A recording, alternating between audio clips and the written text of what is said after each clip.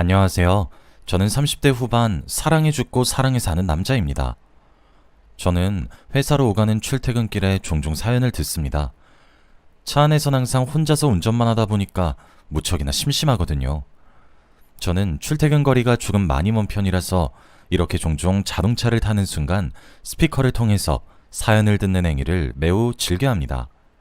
세상은 넓고 사람들은 다양하다는 말이 틀린 것은 아닌 것이 느껴지는 게 사연이 참 다양하더라고요. 정말 듣는 사람까지 화가 절로 나는 기가 막히는 이야기부터 눈물이 글썽거리는 감동적인 얘기까지요. 그래서 저도 이번에 제 이야기를 한번 해보려고 합니다. 저는 5년 전에 결혼해서 지금 슬하에 딸아이를 하나 키우고 있는 유부남이에요. 제가 하고 싶은 이야기는 제가 가장 사랑하고 있는 세상에서 제일 현명한 여자인 제 아내에 관한 이야기입니다.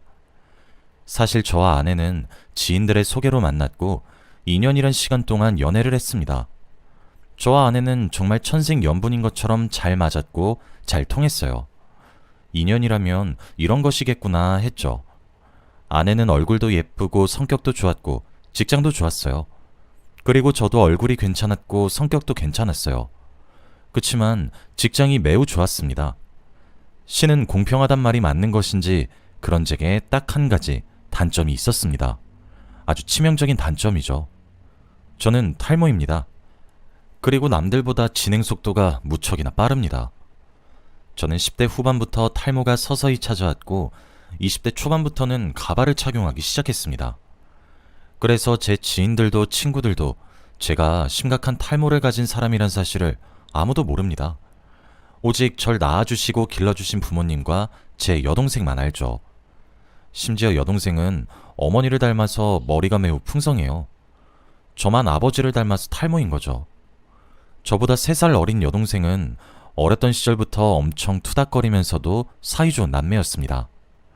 20대에 들어서면서부터 본격적으로 탈모가 시작된 제게는 사춘기가 절정에 다다른 여동생이 있었고 여동생은 사춘기 반응이 가득 차서 잔소리를 하는 제게 대머리 주제에 왜 말을 왜 해? 머리카락도 못 내밀면서 오빠 의견 내지 마. 대머리 의견 안 궁금해. 라고 소리를 빽 질렀고 저 그날 진짜 진지하게 울었습니다. 진짜 저게 인간인지 악마인지 싶더군요. 그 이후로 저랑 여동생 사이가 진짜 멀어졌습니다. 그래도 제 여동생은 본인의 잘못을 진심으로 뉘우칠 줄 아는 착한 아이였고 제게 장문의 편지와 함께 사과하더라고요. 대머리인 오빠에게 대머리라 놀려서 미안하다고요. 사과인지 방구인지 알 수는 없었지만 초인적인 인내력으로 동생과 화해했습니다. 그리고 그때 저희 부모님이 제가 머리카락이 빠지는 현상으로 얼마나 큰 스트레스를 받고 있는지 알아주셨고 가발을 쓰게 되었습니다. 가발을 쓰면 쓸수록 머리가 벗겨지는데 진짜 죽고 싶었어요. 군대에 입대했더니 이마가 점점 넓어지더군요. 저희 부모님과 동생을 제외하고 제가 탈모가 있다는 사실을 아는 사람이 또 있네요. 군대에선 가릴 수가 없었으니까요. 군대에서 스트레스를 받아서 그런지 거기서 제 머리의 반은 좋게 잃은 것 같습니다. 그래도 깎아머리라서 티가 많이 안 난 것이 다행이라면 다행이었죠. 군대를 전역하고 저는 정말 철저하게 제 머리 속사정을 숨기고 다녔습니다. 태풍이 불면 그냥 집 밖으로 나가지도 않았어요. 길을 가다 제 가발이 벗겨져서 바람에 날리는 상상만 해도 오금이 저릴 정도로 무섭고 끔찍해서 말이에요. 한 번은 바닷가에 놀러 갔는데 가발이 벗겨진 적이 있었어요. 그때 차라리 혀를 깨물고 죽는 게 낫다는 생각이 절로 들었어요. 그래도 그건 다행히 친척들 앞에서 벌어진 일이었지만 그럼에도 불구하고 제게 너무 큰 트라우마로 남아버리더라고요. 그래서 그 이후 저는 물놀이도 포기했습니다.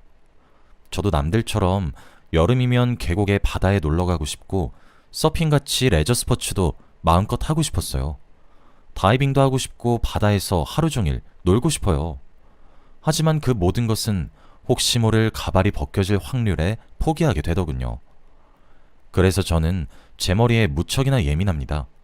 그리고 아무도 모르는 제 비밀이며 피를 나눈 가족을 제외하고는 아무도 제 비밀을 모르죠.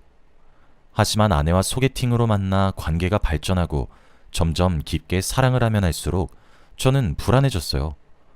하지만 평생을 숨겨온 제 신체적 비밀을 고백하기란 솔직히 쉬운 일이 아니었습니다.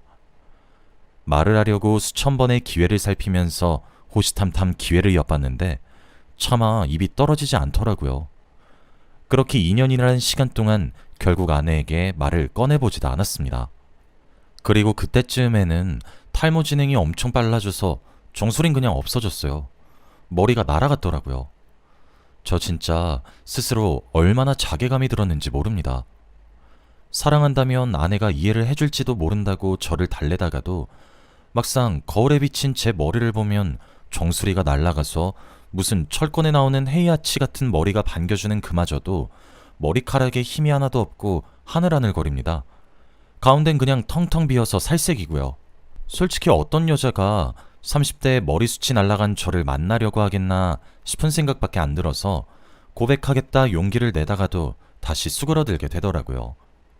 그러던 사이 여자친구와 결혼 이야기가 나오게 되었고 양가에서 상견례까지 하게 되었습니다. 저희 집에서는 제가 결혼을 한다고 하니까 얼쑤 좋다 하시면서 착착착 일사천리로 결혼을 진행하시는데 그렇게 행복하게 웃으시는 부모님을 보니 부모님께 차마 저 아직 대머리가 될 수 있다는 거 말 안 했어요 라고 진실을 알릴 수도 없었죠. 상견례를 했고 예단 예물을 주고받고 진짜 이러다가 사기 결혼으로 잡혀가는 것은 아닌가 하는 생각에 스트레스를 너무 받더라고요. 주위에서 결혼을 앞두고 다이어트를 하는 것 아니냐며 놀릴 정도로 말이에요. 웨딩 사진을 찍기 일주일 전이었습니다. 하루는 당시 여자친구였던 아내가 제가 살고 있던 집으로 찾아와 오붓하게 술이나 한잔 하자고 하더군요.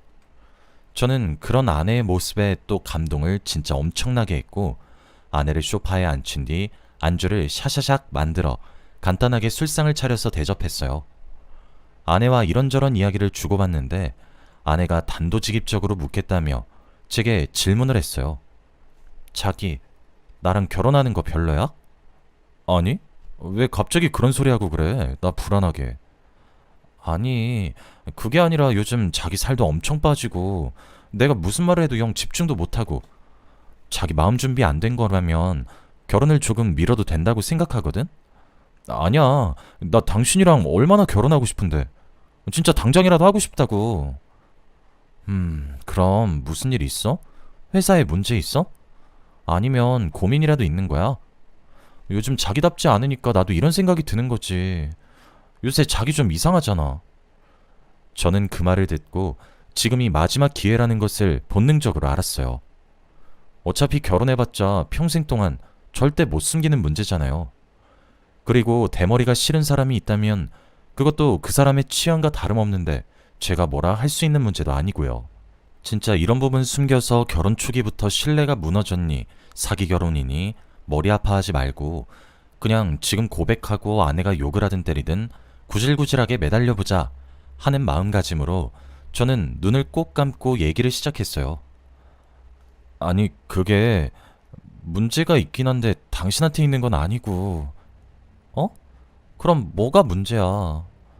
아니, 그게 막상 제 입으로 이야기를 하려고 하니까 진짜 서글프더라고요.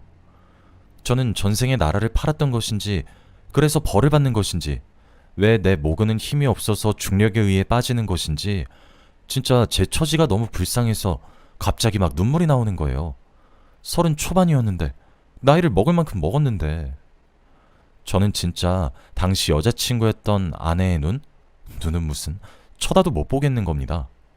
진짜 경악에 찬 눈초리로 저를 쳐다보면 저 너무 큰 상처를 받을 것 같아서 아내를 마주보고 앉았지만 시선을 제 무릎에 고정하고 훌쩍훌쩍거리면서 이야기했어요. 그게 내가 사실 진짜 나 사실 탈모야. 진짜 어찌나 서럽던지. 나 사실 정수리엔 머리가 없어. 다 날라갔어. 나 진짜 탈모가 심각해서 사실 당신이랑 연애하면서도 매일 가발 쓰고 만났던 거고, 근데 내가 탈모인 것도 사실 내 친구들 아무도 모르거든? 진짜 우리 가족이랑 친인척만 알아. 우리 소개시켜준 내 친구도 몰랐었어. 미안해. 말을 하는데 진짜 2년 동안 속여왔던 사실에서 오는 자괴감과 상대방에 대한 미안함과 수치스럽고 부끄러운 감정들을 포함해 정말 5만 가지 감정들이 소용돌이 치더라고요. 술도 조금 먹었겠다. 진짜 울컥하면서 온갖 감정이 토해내듯 올라와서 그날 먹고 쇼파에 얼굴을 받고 엉엉 울었네요. 차마 아내의 눈을 마주할 용기는 없어서 아내의 무릎에 올라와 있는 손을 흘끗 봤는데 두 손이 정말 손톱이 살에 패일 정도로 꽉 쥐고는 부들부들 떨고 있는 거예요.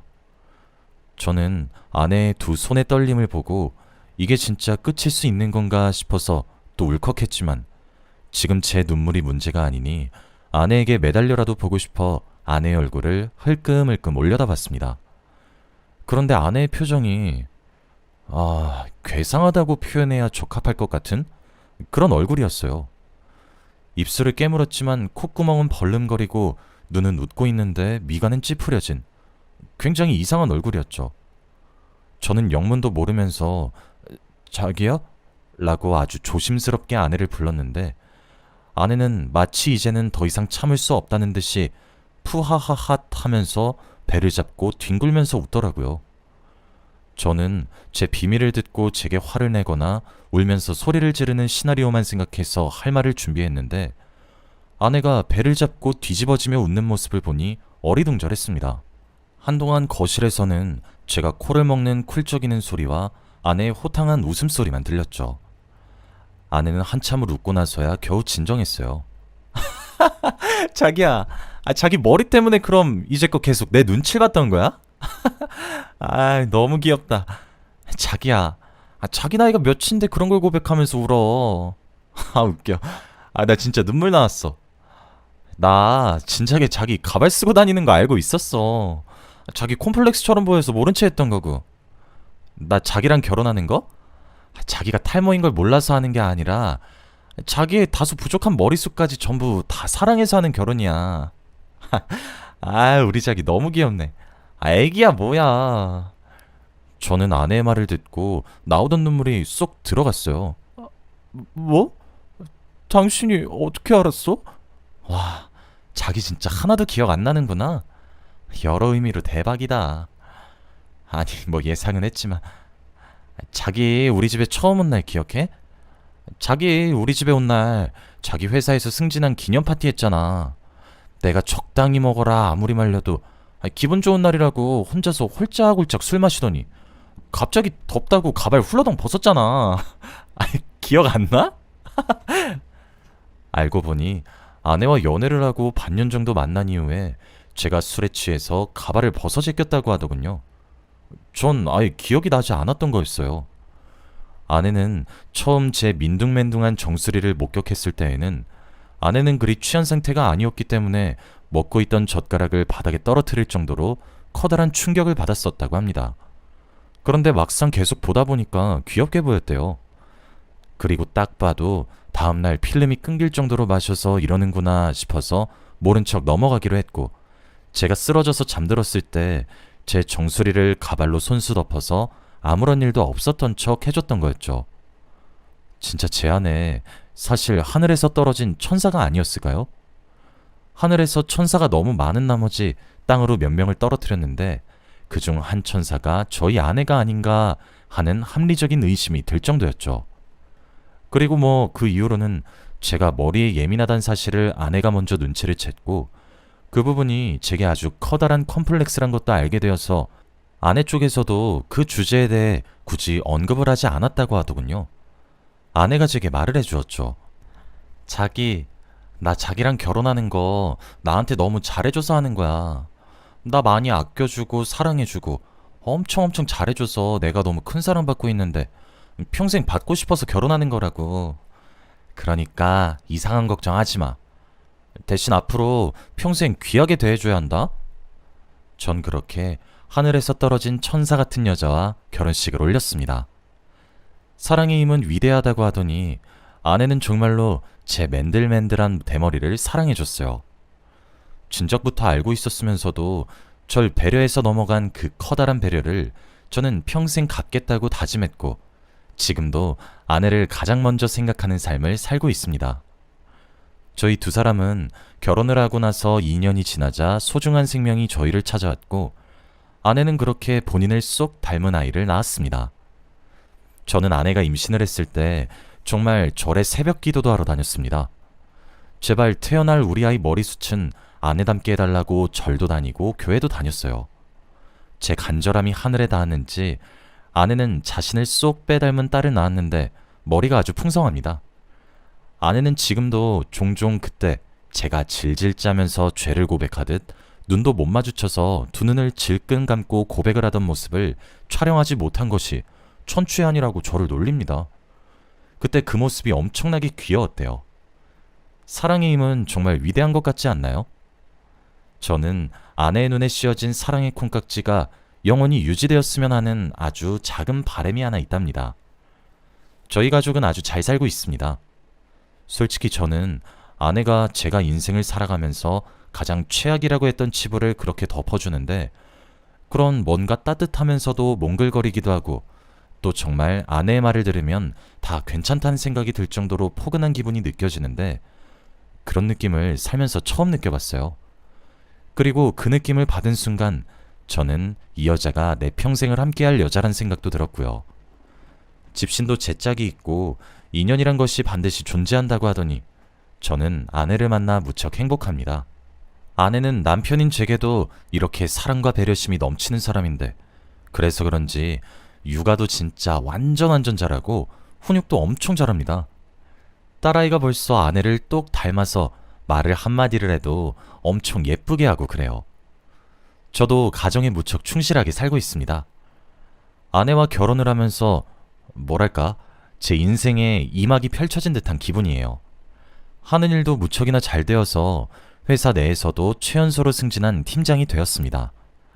그래서 그런지 아내도 저와의 결혼 생활에 무척이나 만족하는 눈치인 것 같습니다. 아내가 종종 친구들을 만나러 가면 그렇게 부러움을 사고 돌아온다고 제게 큰 소리를 치거든요.